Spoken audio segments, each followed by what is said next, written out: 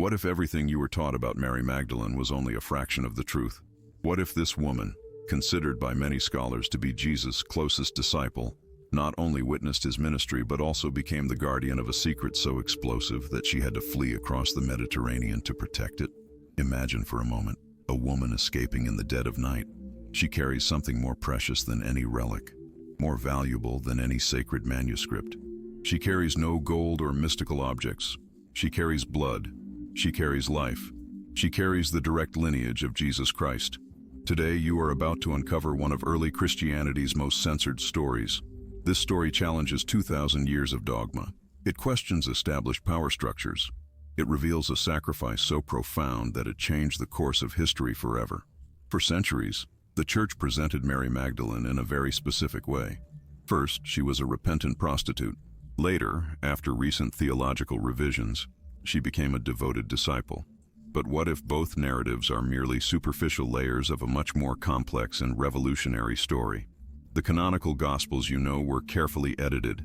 They were selected from dozens of texts circulating in early Christian communities. What remained outside was not necessarily false. It was inconvenient. It was dangerous for the power structures consolidating in the 3rd and 4th centuries. What was so dangerous that it needed erasure from official history? What truth about Mary Magdalene threatened the Church Fathers so deeply that they worked tirelessly to transform her image? The answer involves a desperate flight across the Mediterranean.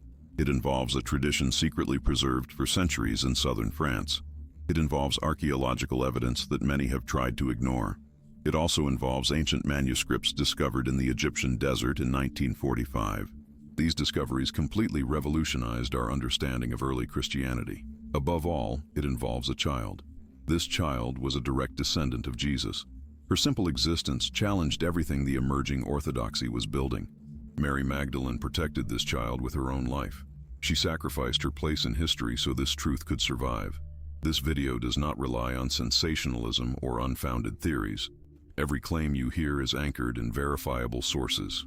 These include Gnostic manuscripts discovered at Nag Hammadi. They include traditions preserved by communities in France. They include medieval documents archived in European libraries. They also include analyses from experts who have dedicated their lives to studying early Christianity. We will explore the Gospel of Mary and the Gospel of Philip. These texts were deemed heretical. They were not heretical because they were obviously false. Instead, they presented versions of Christianity that challenged emerging power structures. We will examine the traditions of Saintes-Maries-de-la-Mer in France. There, the legend of Mary Magdalene's arrival has been venerated for over 1,000 years. This is not an attack on Christian faith. Many devout Christian scholars have spent their lives investigating these very questions. This is about intellectual honesty. It is about recognizing that early Christian history was far more diverse, rich, and complex than we were taught. We are here to explore, to question, and to understand. We are not here to destroy.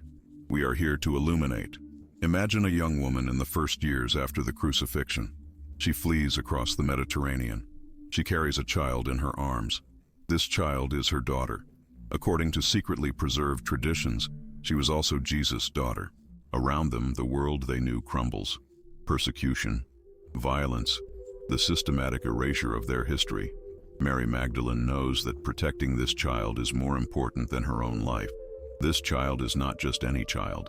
She is, according to traditions surviving in the shadows of official history, the living evidence that Christ was not only divine, but also profoundly human. This truth could have destroyed the foundations of ecclesiastical power, then beginning to consolidate.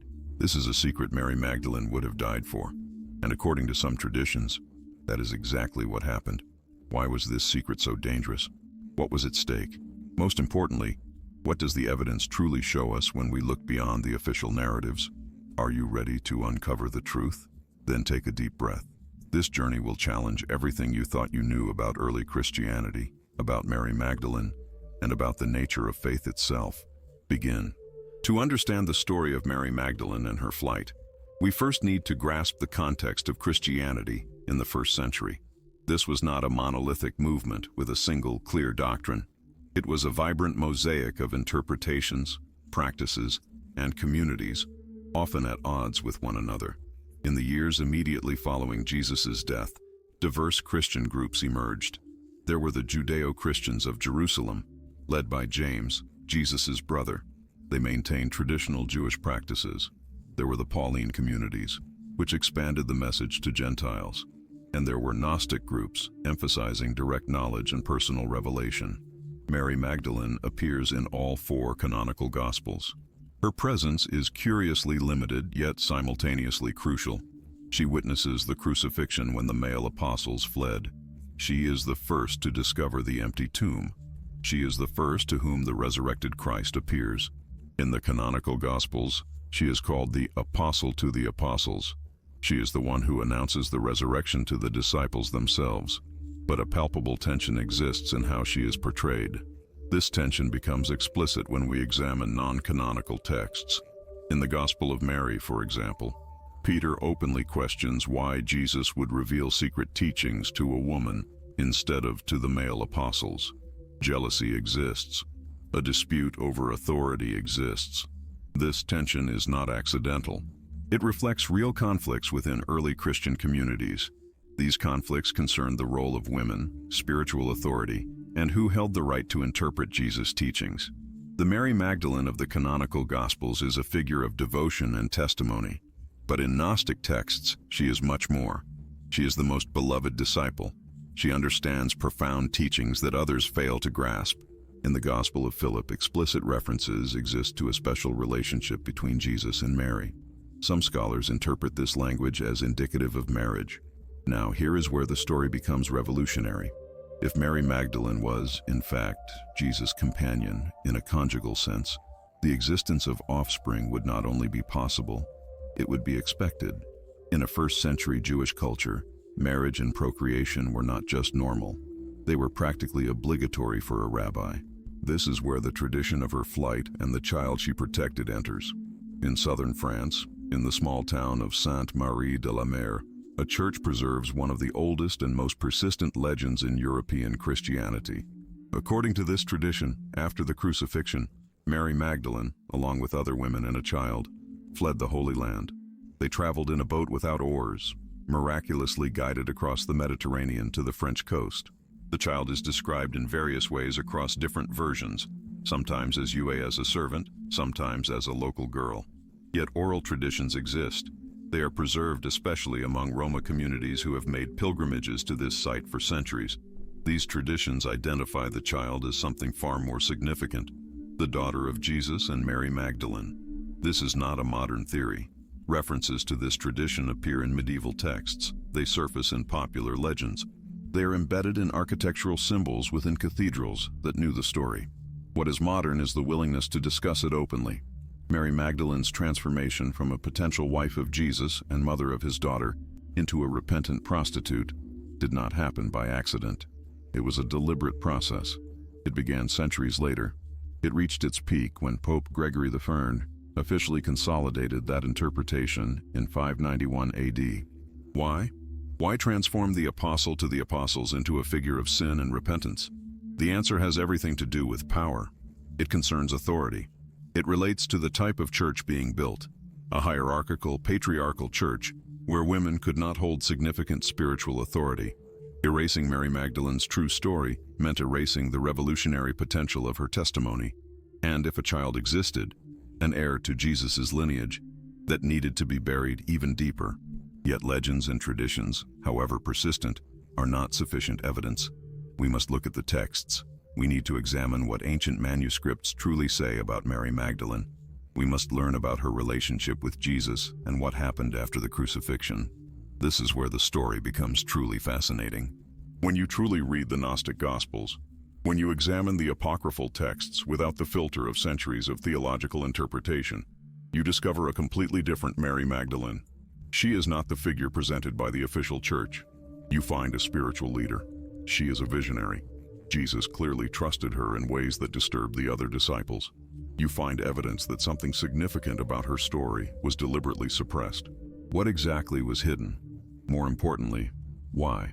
To answer these questions, we must dive into the texts the church tried to erase. If this journey into Mary Magdalene and the secrets of early Christianity challenges what you thought you knew, imagine what still remains to be discovered. This channel exists to explore the hidden truths of religious history.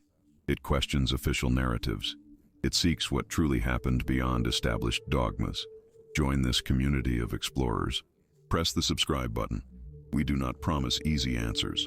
Instead, we offer an honest journey toward the truth about early Christianity and its most enigmatic figures. Now let us continue. In 1945, in the Egyptian city of Nag Hammadi, a farmer named Muhammad Ali al-Saman made one of the 20th century's most important archaeological discoveries. Digging near a cave, he found a sealed ceramic jar. Inside it were 13 papyrus codices. They contained more than 50 religious texts. Most of them were completely unknown to the modern world. Among those texts was the Gospel of Mary. This was not Mary, mother of Jesus, but Mary Magdalene. This gospel dates to the 2nd century. It is possibly based on even older traditions. It presents Mary Magdalene as the disciple who received secret teachings from Jesus. These were revelations the other apostles did not fully comprehend. In the text after Jesus' departure, the disciples are lost and afraid. It is Mary who comforts them. She shares the special teachings she received. Here is the crucial part. Peter reacts with anger and disbelief. Did he truly speak with a woman without our knowledge? Did he not speak openly with us? Must we change our customs and all listen to this woman? The tension is palpable. Levi defends Mary. He rebukes Peter, stating, "If the Savior made her worthy, who are you to reject her?" This is not just a theological dispute. It is a battle for power and authority within the early Christian communities. Mary Magdalene stands at its center. The Gospel of Philip goes even further. It describes Jesus frequently kissing Mary on the mouth. This caused jealousy among the other disciples. It uses language scholars interpret as indicative of a marital relationship. The text refers to her as Jesus' companion. In the context of the era, this word frequently meant wife. Why were these texts considered heretical? Why were they buried in the Egyptian desert and almost lost forever? The answer lies in the type of Christianity gaining power in the 4th century. Emperor Constantine legalized Christianity. He then helped consolidate a single orthodoxy. All other versions of the Christian faith were systematically eliminated. This included those that honored Mary Magdalene as a spiritual leader and a possible companion of Jesus. Books were burned. Leaders were exiled or executed. Communities were dispersed. Alternative narratives about figures like Mary Magdalene were erased from official records. Yet some traditions could not be completely destroyed. They survived in popular legends. They persisted in the practices of marginalized communities. They endured in secrets transmitted orally through generations.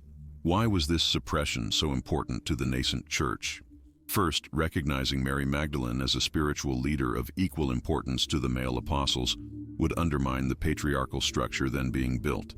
If women could be apostles, if they could receive direct divine revelations, if they could lead communities, the entire exclusively male hierarchy being established would become questionable. Second, if Jesus were married and had children, this would completely change the understanding of his nature. The developing theology increasingly emphasized Jesus' divinity at the expense of his humanity. A married Jesus, with a family, was too human to fit that narrative. Third, and perhaps most importantly, if a lineage of Jesus existed, a sacred bloodline would also exist. This would create an authority that would rival or even surpass the authority of bishops and the Pope. The legitimacy of church leadership would be constantly questioned by the existence of Jesus' direct heirs. We are not speaking of a malicious conspiracy. This is a comprehensible historical process. Religious leaders consolidated power. They defined orthodoxy. They eliminated alternatives that threatened their authority. This is how power operates. It functions not only in religion, but in all human institutions. But the consequences were profound. Mary Magdalene's true story was buried. With it, possibly, went the story of her escape to protect Jesus' descendants. The Gnostic texts give us clues about who Mary Magdalene truly was. But what about the child she protected according to traditions? Where is the evidence of her existence? For that, we must look beyond ancient manuscripts. We need to examine oral traditions, local legends, and even religious practices that survived on the margins of official Christianity. When we do that, we find something surprising: a consistent veneration, spanning centuries, for mysterious figures associated with Mary Magdalene and her arrival in France. We will now examine three fundamental concepts. They are essential to understanding this story: the nature of marriage in first-century Judaism, the meaning of the Messianic line, and the Gnostic concept of sacred knowledge transmitted through intimate relationships. First, we examine marriage in first-century Judaism. It was not only normal for rabbis to be married, it was virtually obligatory. Jewish tradition emphasizes the importance of family, procreation, and the continuity of the lineage.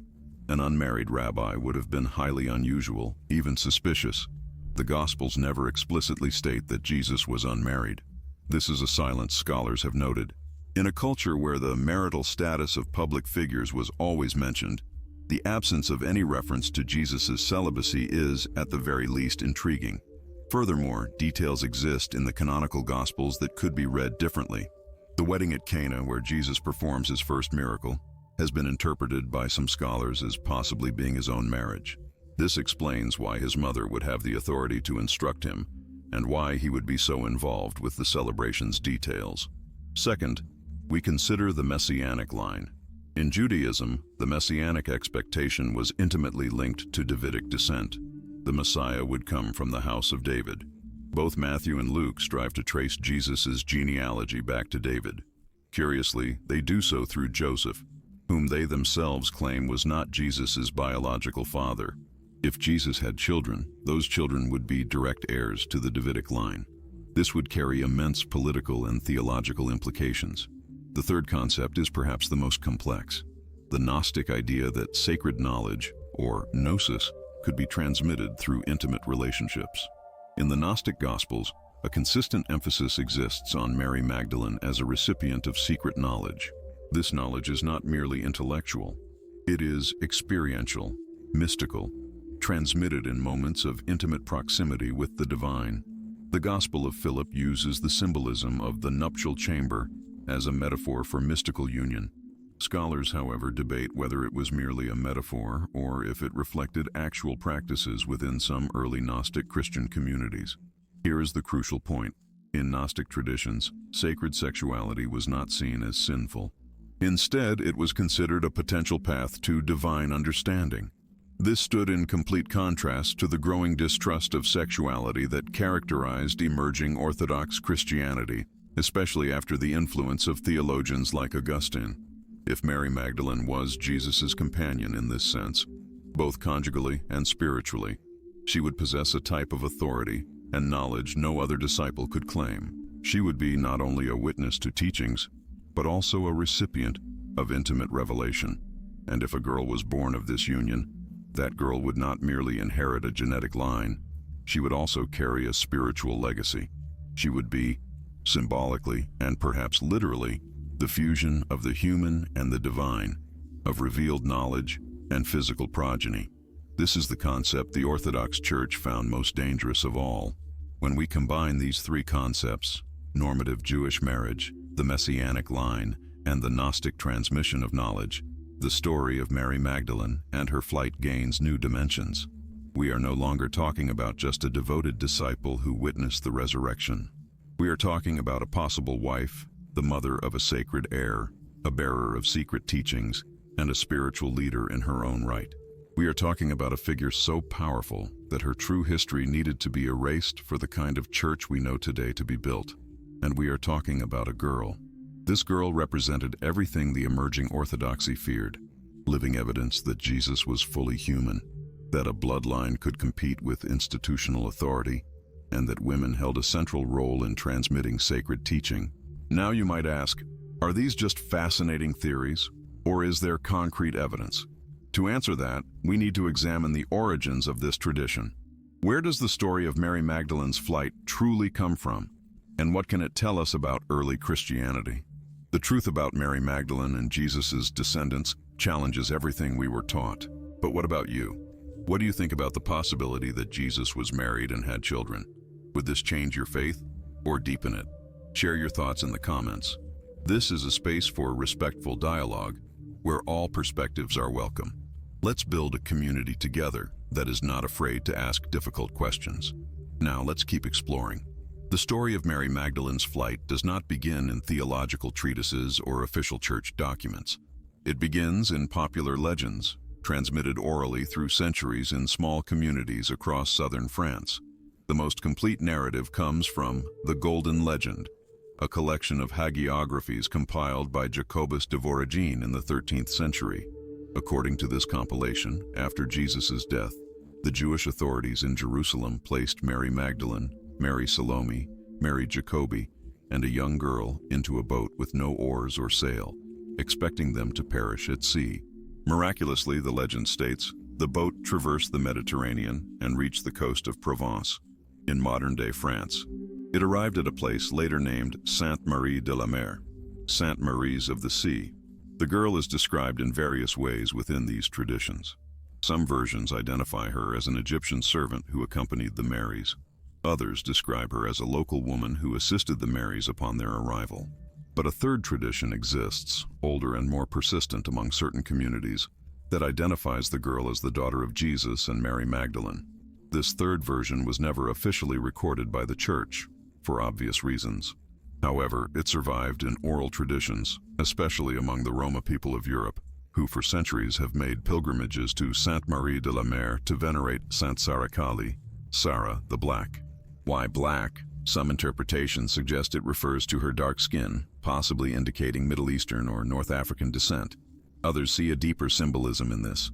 The Black Madonna, a figure appearing in many esoteric European traditions, representing hidden wisdom and sacred feminine knowledge.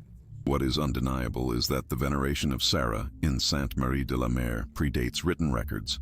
It is rooted in the collective memory of communities who preserved this tradition even when it was dangerous to do so. Beyond the legends, more tangible evidence merits attention. First, consider the church itself in Saintes-Maries-de-la-Mer. It was built in the 9th century, yet stands on a site showing evidence of much earlier Christian veneration. The church's crypt contains a statue of Sarah Kali, an object of continuous veneration for centuries. Archaeological analyses show this site was considered sacred long before the current church's construction. Second, references in medieval texts exist regarding traditions about Mary Magdalene in Provence. While these texts do not explicitly mention Sarah as Jesus' daughter, they document a persistent tradition that Mary Magdalene was not alone when she arrived in France. A young girl was with her. Third, architectural symbols in medieval French cathedrals contain enigmatic references to Mary Magdalene that extend beyond her canonical image. Canonical. In some depictions, she is shown with symbols of royalty, with elements suggesting a sacred bloodline. Fourth, and perhaps most intriguing, traditions in medieval Jewish communities in Provence preserved stories about descendants of rabbis from the Holy Land who reportedly arrived in the region in the 1st century. Although these traditions are not explicit, scholars have noted curious parallels with the legends of Mary Magdalene and Sarah. None of this evidence is conclusive on its own. But together, these traditions suggest a very ancient presence, significantly linked to early Christian figures in southern France. Why did these traditions emerge specifically in Provence? One possibility is geographical and historical. Provence had established trade connections with the eastern Mediterranean. Jewish communities existed in the region from the 1st century. If someone was fleeing Palestine in the period after the crucifixion, sea routes to southern France were viable. Another possibility is that Provence became a refuge for alternative Christian traditions. These traditions could not survive in regions under more rigorous control by the Orthodox Church. Cathar, Gnostic, and other heretical currents flourished in this region for centuries. But regardless of how these traditions emerged, they reveal something important. In the early centuries of Christianity, multiple narratives existed about Mary Magdalene and about what happened after Jesus' death. Some of those narratives included a child who needed protection. Mary Magdalene's flight, then, was not merely an escape from religious persecution. It was a mission of protection. It safeguarded the direct descendant of Jesus, a child whose blood carried the Messiah's lineage. This truth was so dangerous it demanded absolute sacrifice. Mary Magdalene would have given up everything: her leadership role in Jerusalem's nascent Christian community, her voice in shaping doctrine, her own historical memory. She did this so this child could live in safety, far from those who would see her as an existential threat to their consolidation of power. In the first 3 centuries of Christianity, the diversity of beliefs and practices was striking. There was no single church. Instead, Christian communities held vastly different interpretations of who Jesus was, what his teachings meant, and who held the authority to interpret them. During this period, Mary Magdalene was widely recognized as an important figure. Gnostic texts celebrated her as a spiritual leader. Communities in Egypt, Syria, and other regions maintained traditions honoring her special role. But tensions already existed. Paul's letters, written in the mid-1st century, reveal conflicts over the role of women in Christian communities. Some communities allowed women to prophesy, teach, and lead. Others, influenced by Greco-Roman culture and specific interpretations of Judaic tradition, began to restrict those roles. As Christianity expanded and organized, these tensions intensified. Bishops claimed authority based on apostolic succession, a chain of authority passing through the 12 male apostles. Mary Magdalene, however important she was as a witness to the resurrection, did not easily fit into this structure. And if traditions existed about her being Jesus' wife or the mother of his child, those traditions were especially problematic. They suggested an authority transcending the emerging episcopal hierarchy, an authority based on direct relationship and bloodline. The 4th century marked a crucial turning point. With Constantine's conversion and the councils of Nicaea and Constantinople, a specific form of Christianity was established as orthodoxy. Everything that diverged was declared heretical. Gospels celebrating Mary Magdalene were excluded from the canon. Communities honoring her as a leader were persecuted. Gradually, a new narrative about her was constructed. In 591, Pope Gregory I officially consolidated the interpretation of Mary Magdalene as a repentant prostitute. He merged her identity with other female figures from the Gospels. This was a deliberate transformation. The apostle to the apostles became an example of sin and redemption, but not of leadership. During this period, however, alternative traditions survived in peripheral regions. Provence, far from Rome's direct control, preserved local legends. Communities in Egypt and Syria, which separated from the official church after Christological controversies, maintained their own traditions about Mary Magdalene. And in all those places, stories about Sarah and the flight, sometimes veiled, sometimes explicit, continued to circulate. Not in official theological treatises, but in popular legends, in songs, in oral traditions passed down through generations. The official church may have controlled written texts and formal doctrine, but it could not completely control the collective memory of marginalized communities. The Middle Ages saw a fascinating resurgence of Mary Magdalene's veneration, particularly in France. Cathedrals were dedicated to her. Her supposed relics became objects of pilgrimage. Curiously, this veneration often incorporated elements that did not fit the official narrative of the repentant prostitute. She was frequently portrayed with symbols of royalty, with books indicating knowledge and teaching, and in prominent positions suggesting superior spiritual authority. Pilgrimages to Saintes-Maries-de-la-Mer continued uninterrupted. The veneration of Saint Sarah Lacaille among the Romani people became increasingly established. Each May, thousands of pilgrims arrived in that small coastal town to honor not only the Holy Maries, but especially Sarah, the mysterious child whose true identity the Church never officially recognized. In the modern period, especially after the Nag Hammadi discoveries in 1945, scholars began to seriously re-examine who Mary Magdalene truly was. The Catholic Church in 2016 officially elevated her day of celebration to a feast status. It recognized her role as the apostle to the apostles, a partial rehabilitation of her true importance. But the question of the child she protected remains, officially unrecognized, yet persistently venerated. A tradition refuses to die. It is preserved by communities that keep alive a memory orthodoxy tried to erase. The historical evolution of this narrative reveals a pattern. Inconvenient truths can be officially suppressed, but they survive in the margins, in the practices of communities faithful to ancestral memories. They wait for the moment when the world is ready to hear them again.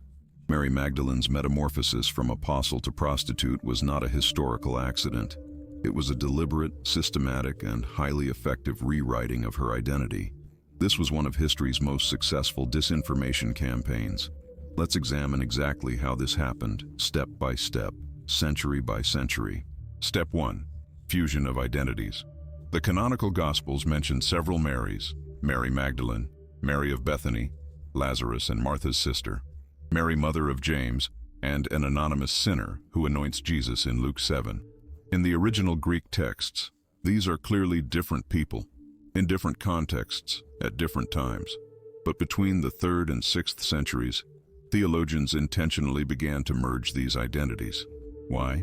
If Mary Magdalene could be identified with the anonymous sinner, her apostolic authority could be neutralized.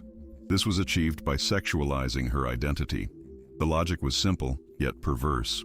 A repentant sexual sinner represents divine compassion and mercy. However, she is not a leader.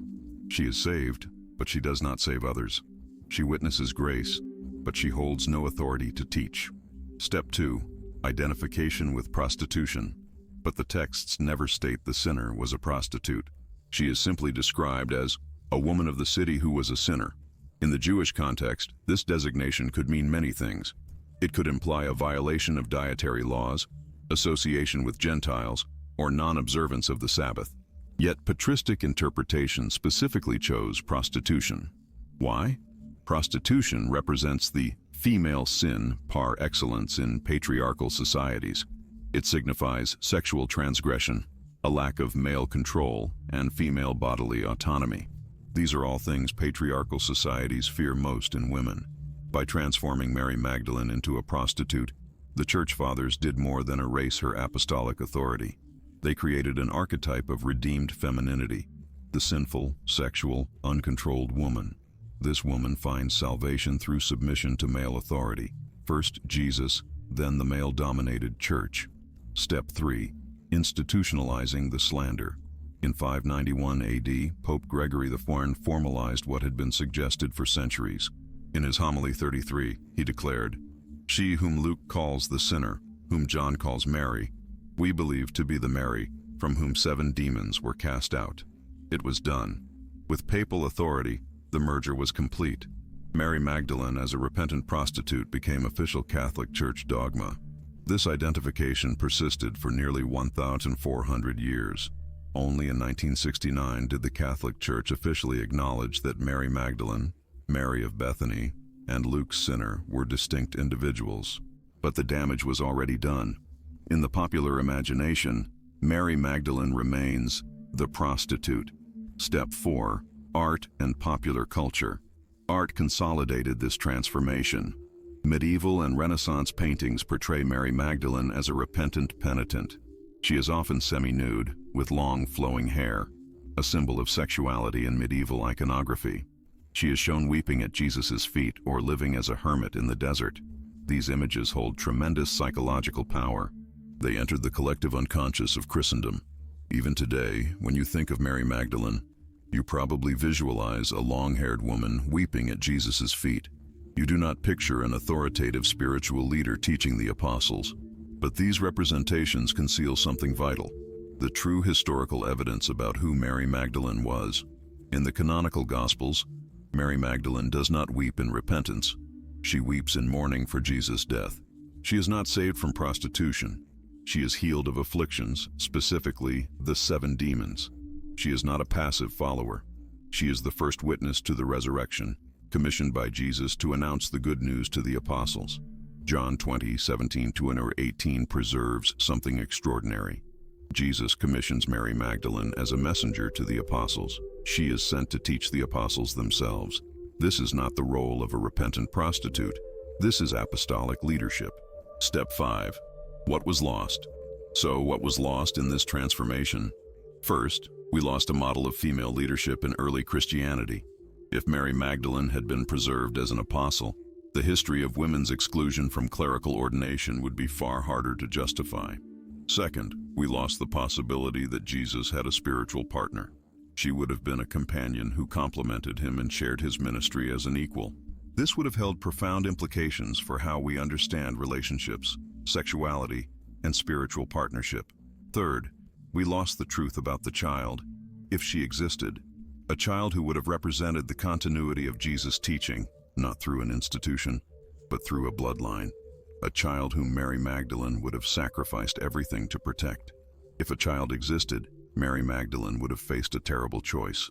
She could remain in Jerusalem and claim her place as leader of the nascent church, or she could flee with her daughter to protect her from forces that would view that child as an existential threat.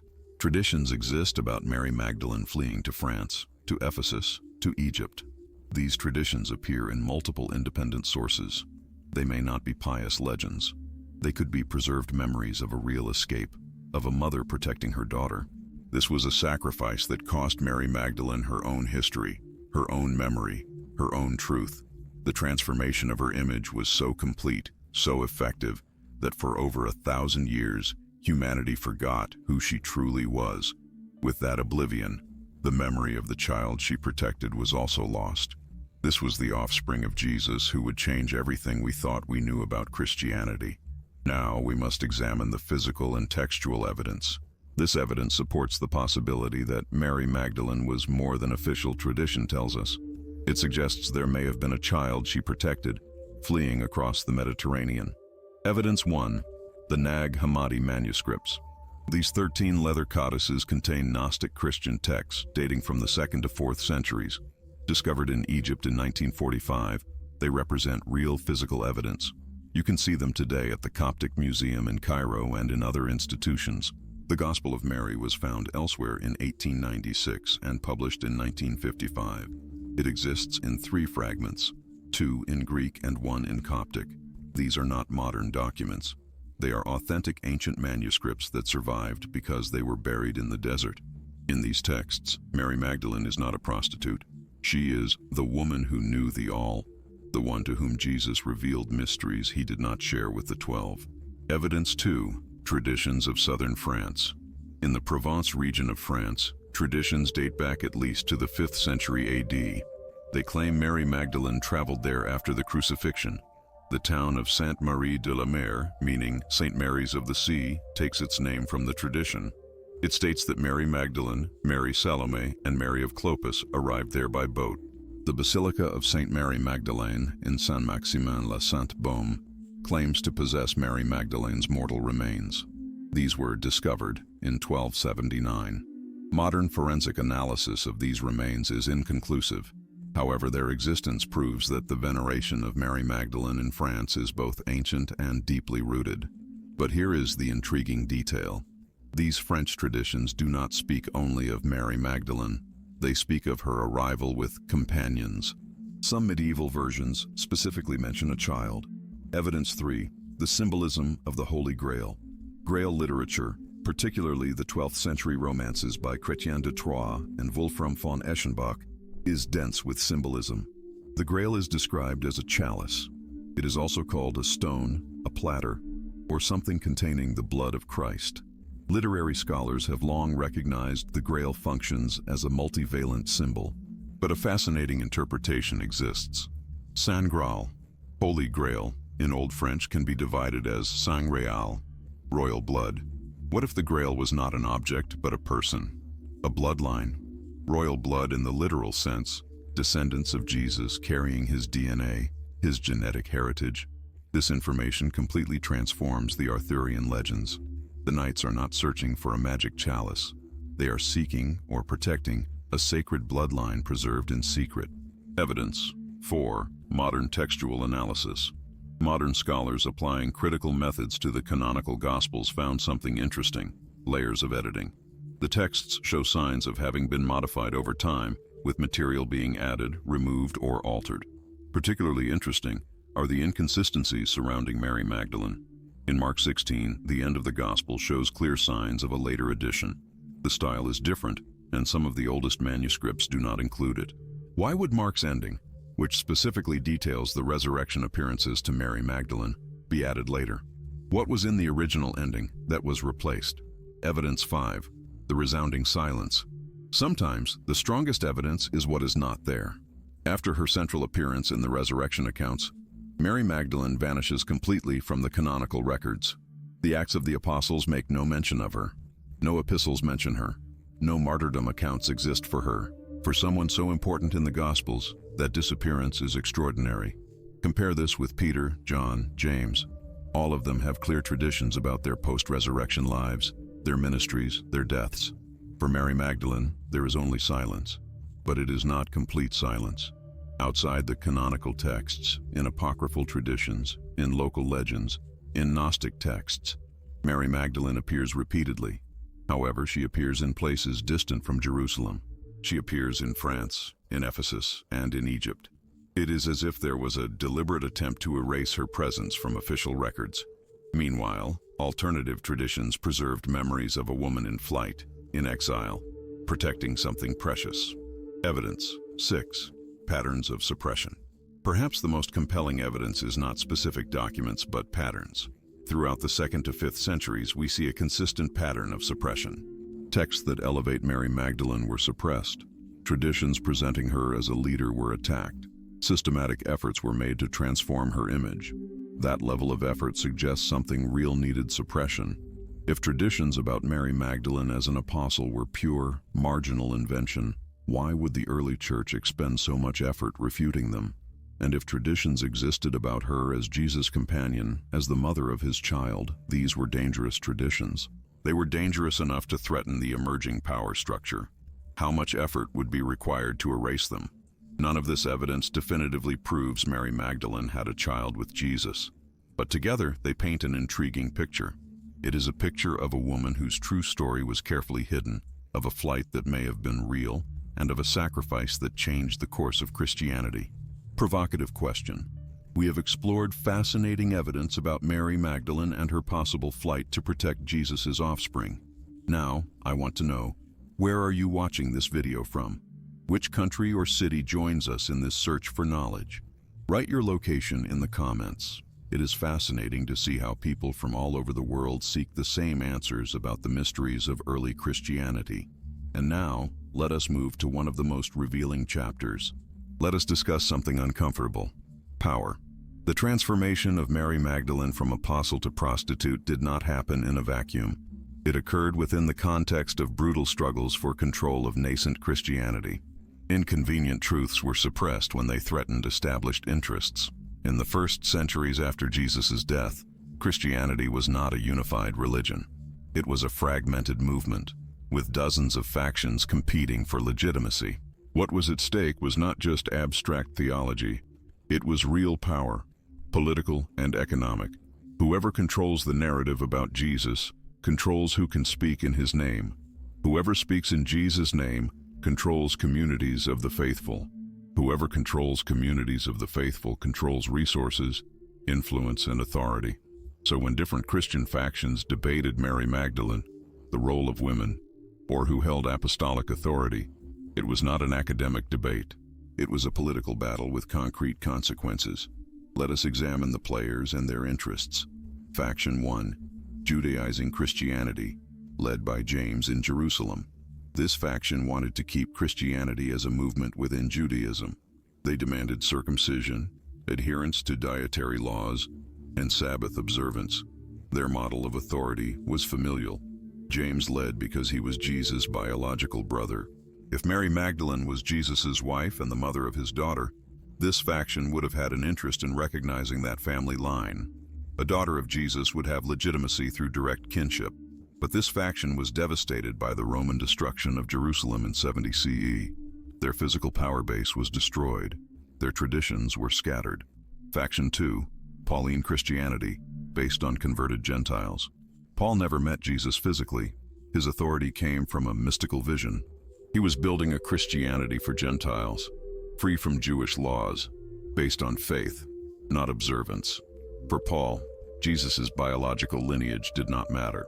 What mattered was direct spiritual experience, mystical revelation. In his authentic letters, he rarely mentions Jesus' earthly life. His focus was the resurrected spiritual Christ. Curiously, Paul also does not mention Mary Magdalene. Why is this so? Possibly she represented a form of authority, direct knowledge of the historical Jesus. This authority competed with the visionary authority Paul claimed. Faction 3, Gnostics, based on mystical knowledge. The Gnostics venerated Mary Magdalene precisely because she represented direct knowledge. She offered intimate experience with Jesus and understanding of the mysteries. For them, she was the model of the true disciple, one who knew the all. But the Gnostics were eventually declared heretics. Why did this happen? it was not because their ideas were obviously false. Instead, their model of authority was impossible to control. This model emphasized individual spiritual knowledge instead of institutional hierarchy. If anyone with sufficient spiritual knowledge could be an authority, how do you build an institutional church? How do you maintain orthodoxy? How do you control what people believe? Faction 4, Orthodox Christianity, based on apostolic succession. This is the faction that eventually won. Their model of authority was brilliant. Spiritual authority flowed from Jesus to the 12 apostles. Then it went to bishops ordained by them. Then to the next generation of bishops, and so on. This system had enormous advantages. Authority was verifiable through a chain of ordination. It offered control over who could teach. Only ordained clergy could. A clear hierarchy existed to resolve theological disputes. The model was easily understandable and replicable, but it had a problem. Mary Magdalene.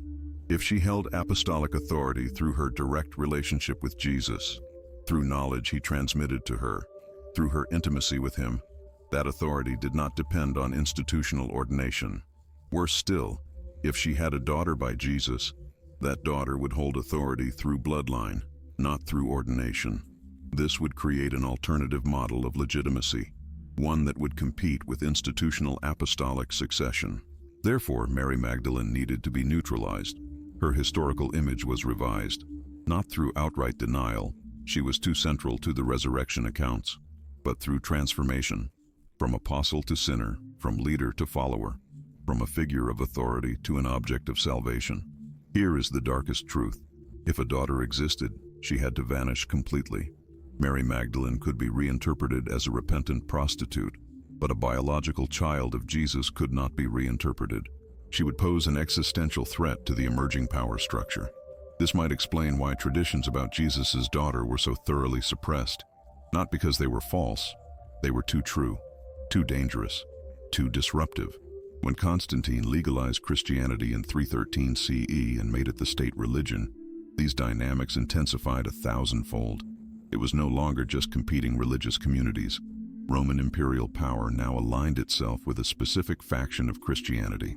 The orthodoxy Constantine favored was hierarchical, institutional, and controllable. That orthodoxy had no room for Mary Magdalene as an apostle.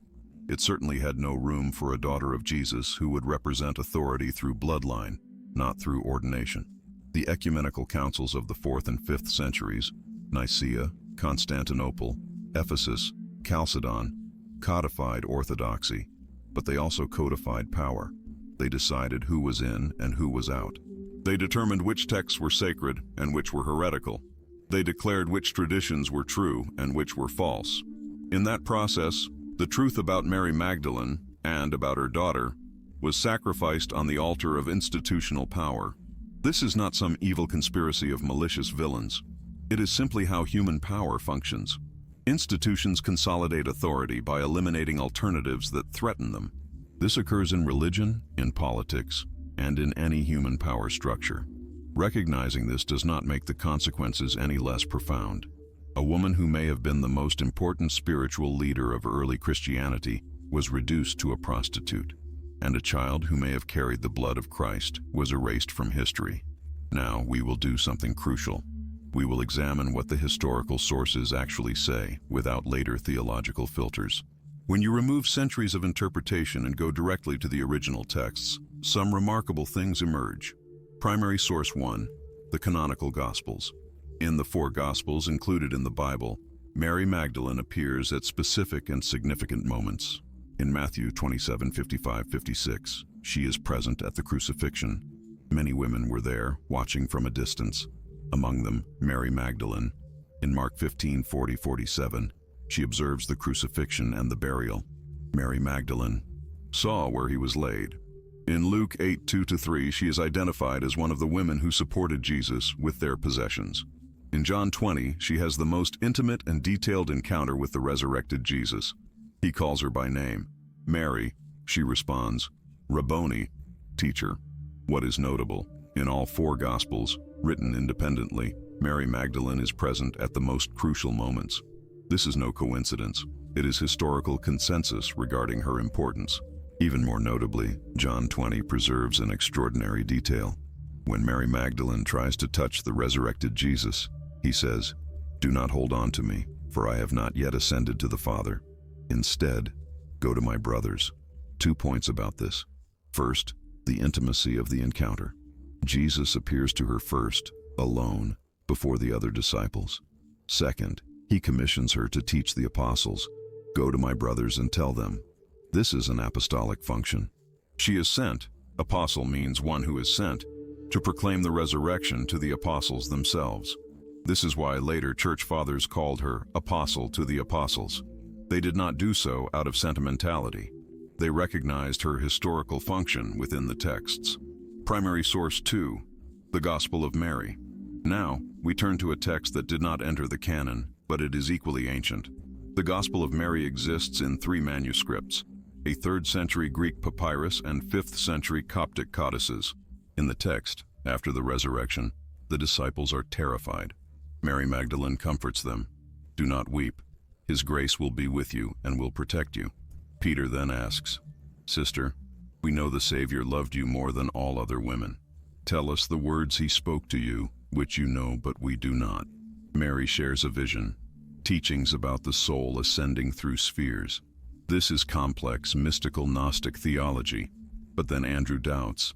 "I do not believe the Savior said this. These teachings are strange." Peter becomes indignant. "Did he really speak with a woman without our knowledge?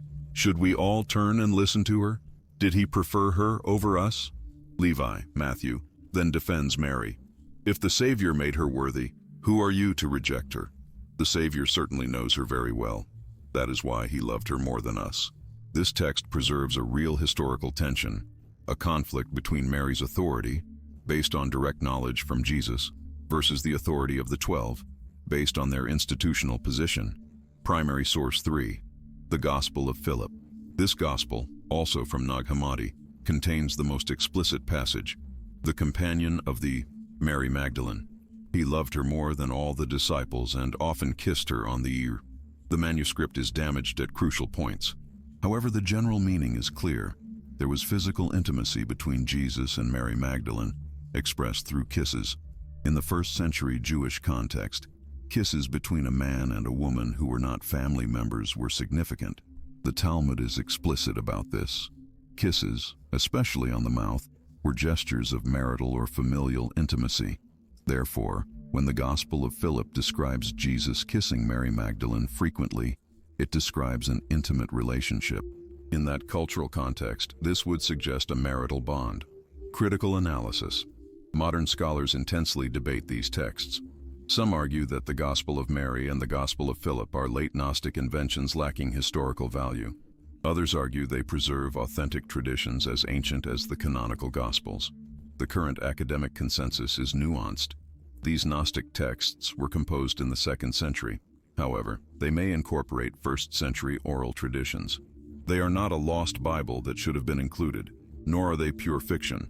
They are real historical documents reflecting how some early Christian communities understood Jesus and Mary Magdalene. Regarding Jesus' daughter, we must be honest. No surviving ancient text explicitly mentions a daughter by name, but this is not proof of absence. Many texts were lost or destroyed. If a child existed whose presence was dangerous, there would be strong motivation not to mention her textually. The evidence is circumstantial. Traditions from France about Mary Magdalene arriving with companions, the symbolism of the Holy Grail as a bloodline, Mary Magdalene's disappearance from canonical records, and the intensity with which her memory was suppressed. None of this evidence is definitive. Together, however, they paint an intriguing picture of a truth carefully hidden. They suggest a woman who had to flee to protect something precious. They point to a sacrifice that changed Christianity forever. What we can state with certainty is this: Mary Magdalene was far more important than official tradition taught us. She was a spiritual leader. She was a receiver of special teachings, the first witness to the resurrection. There is enough evidence to suggest her relationship with Jesus went beyond simple discipleship.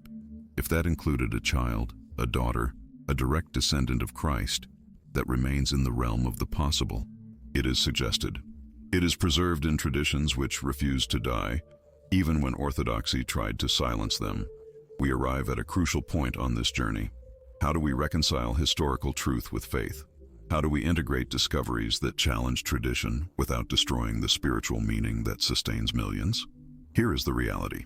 Many people derive profound spiritual meaning from the traditional narrative of Mary Magdalene as a repentant sinner. She represents hope. No matter how far you have fallen, forgiveness is possible. That message has touched hearts for centuries. Denying the value of that narrative would be cruel and unnecessary, but insisting it is the only truth about Mary Magdalene would be historically dishonest. So, how do we move forward? Perspective 1. Historical truth versus theological truth. Religious traditions have always operated on multiple levels of truth. The Bible contains history. It also holds myth, parable, poetry, and prophecy. Each genre carries its own type of truth. Mary Magdalene as a repentant sinner can be theological truth. It is a narrative that conveys truths about forgiveness and redemption. This holds true even if it is not literal historical fact. In the same way, Mary Magdalene as an apostle and possible companion of Jesus can be historical truth. This does not necessarily deny all the theological truths that developed around her. Both can coexist if we are sophisticated in how we understand truth. Perspective 2. Faith strengthened by honesty. Many people fear that questioning traditions will weaken faith, but the opposite can be true. Faith that honestly confronts difficult questions often emerges stronger. If you can accept that Mary Magdalene was transformed from an apostle into a prostitute for political reasons, but still find spiritual meaning in the traditional story, your faith demonstrates remarkable depth. If you can consider that Jesus may have been married and had a daughter, and still see him as a spiritually transformative figure, your Christianity is more robust, not weaker. Faith that depends on not asking difficult questions is fragile. Faith that can integrate complexity and ambiguity is resilient. Perspective 3. Reclaiming the sacred feminine. Perhaps one of the most important reconciliations is to recognize what was lost in the marginalization of Mary Magdalene, the divine feminine within Christianity. Christianity developed profound theology around the masculine Christ, God the Father, and the Holy Spirit. The Spirit is grammatically neutral but often imagined as masculine. But where is the divine feminine? Catholic traditions developed Marian veneration. Mary, the mother of Jesus, is seen as Queen of Heaven, intercessor, and divine mother. But even that Mary is defined by virginity and obedient motherhood, not by leadership or her own authority. Mary Magdalene as an apostle offers something different.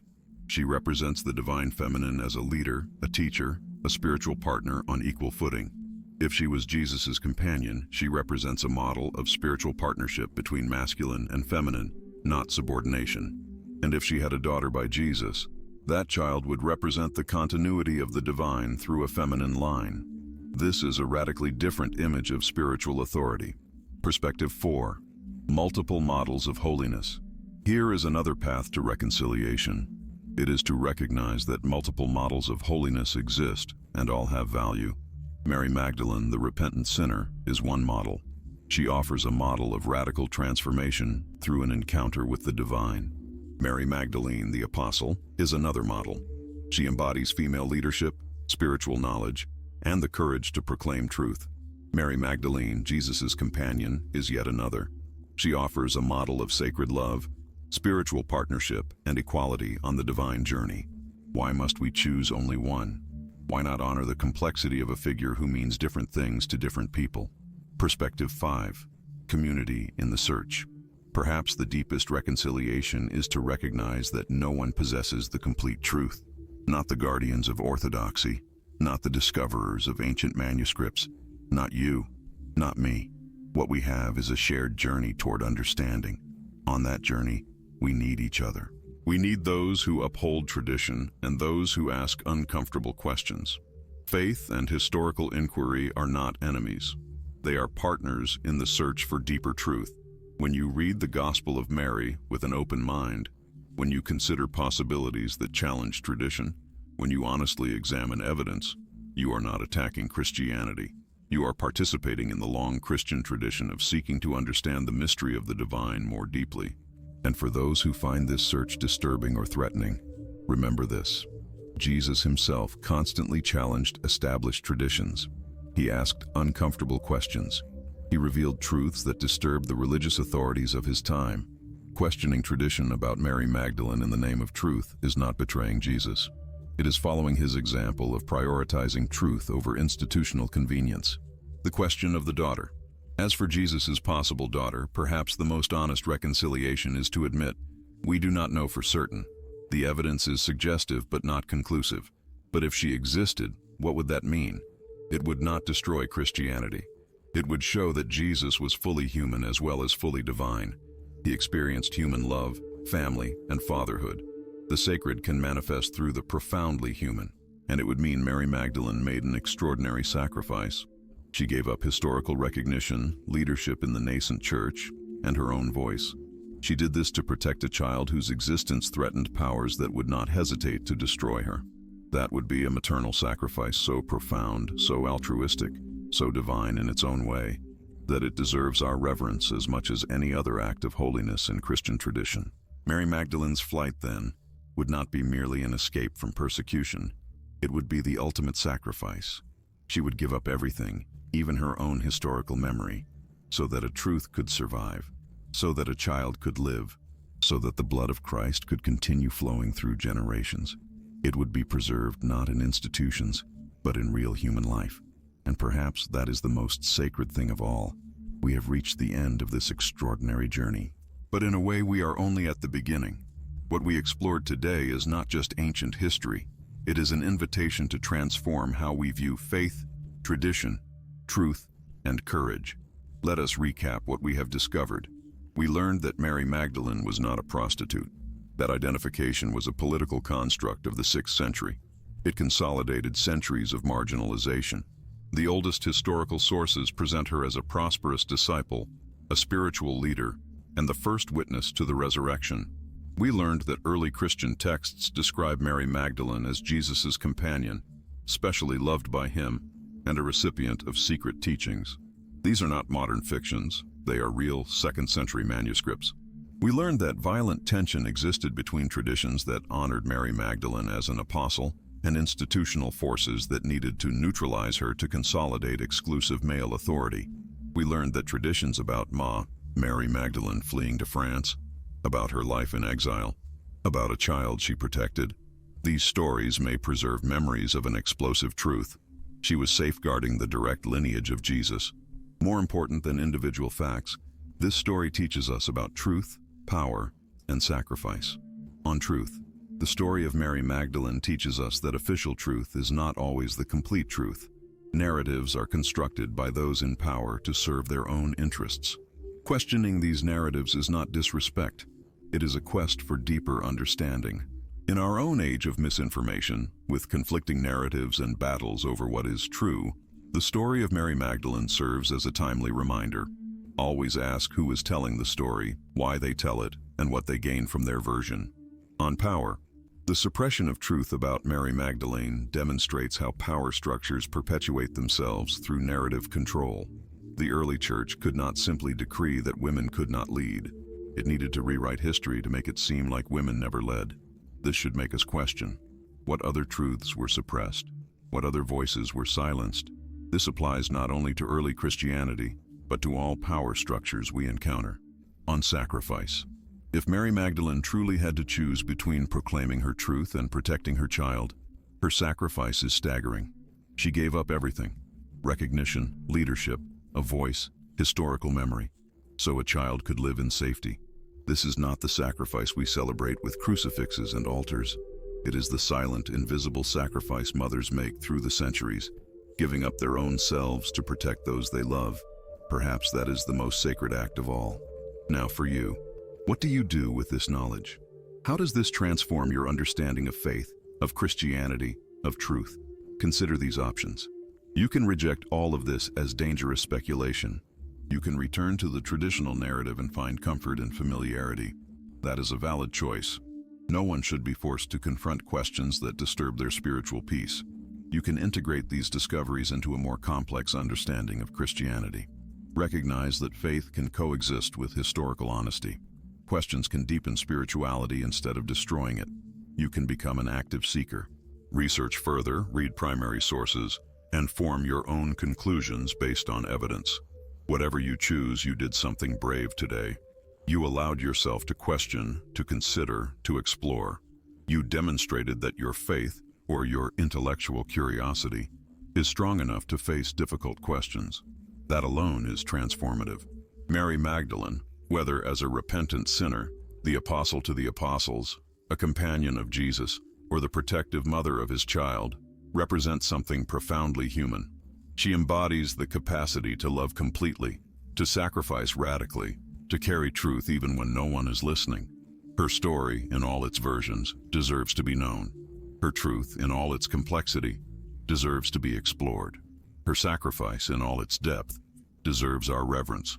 Ultimately, Mary Magdalene's greatest lesson may be this: truth is worth seeking, even when it is difficult. Love is worth honoring, even when it is inconvenient. Sacrifice is worth recognizing, even when it has been forgotten. And perhaps, just perhaps, somewhere across the centuries, a lineage exists. A daughter, granddaughters, great-granddaughters, descendants, carrying the blood of Jesus in their veins. They preserve in their family stories fragments of truth the world was not ready to receive. Do they know who they are? Or was Mary Magdalene's sacrifice so complete that even they forgot their own origin? We do not know. We may never know. Yet the fact that we can ask the question, that we can explore the possibility, that we can honor Mary Magdalene as more than tradition allowed, that in itself is a victory. It is a victory over silence. It is a victory over oblivion. It is a victory over the power that seeks to control truth. It is a testament to the courage of a woman who, 2,000 years ago, risked everything, even her own memory. She did this so a child could live, so a truth could survive, and so that one day, people like you could know what truly happened. Her escape was not merely physical, it was spiritual. It was an act of resistance against forces that sought to control the narrative about Jesus, about Christianity, and about who held the right to spiritual authority. That escape continues today. It happens every time someone questions official narratives. It happens every time someone seeks truth beyond dogma. It happens every time someone honors marginalized voices from history. Mary Magdalene's escape is our escape too. It is an escape toward truth. It is an escape toward understanding. It is an escape toward a more honest, deeper, more human faith. And that journey never ends. We have reached the end of this extraordinary journey about Mary Magdalene's secret escape and the lineage of Jesus. If you have stayed with us this far, you are one of those people who are not afraid to ask difficult questions. You value knowledge as much as tradition. This channel exists for people exactly like you, people who want to explore the hidden truths of religious history. You are not content with superficial narratives. You seek a deep understanding of the origins of Christianity and its most enigmatic figures. If you have not yet subscribed, this is the perfect time. We have much more to explore together about early Christianity, about lost texts, and about historical figures transformed by politics and power. Your company on this path means everything to us. Hit that notification bell so you do not miss any videos. Now another video will appear on your screen. It will continue to expand your perspective on the mysteries of early Christianity. Do not stop here. The search for truth never ends.